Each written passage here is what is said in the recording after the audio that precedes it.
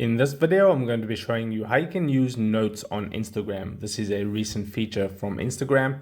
So I'm going to start off by opening up the Instagram app. Now, where you'll find the notes feature is within the DMs section of your Instagram app. So tap on the DM icon, top right corner, and there you'll be able to see this section right here. Underneath the search bar is the notes section. So what you can do is you can leave a note for your followers and your close friends.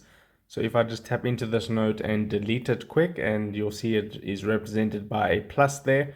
So just tap on the plus, and what you'll be able to do is include your note. So you can have you up to 60 characters, as you can see here. So what you'll do is you'll type your note here. So type note here, and what you can't do with notes is include attachments. So you can't have images or videos in your note, and then this is going to be visible to either your followers you follow back or your close friends. And then once you've typed that everything out, just tap on the share button, and then you'll be able to see your note there. And when your followers log in and go to their DMs, they'll be able to see the note you left. And this will be available for 24 hours, and then it will disappear, and then you can upload another note. So if this video helped you out, drop a like onto it, and I'll see you in the next video. Take care.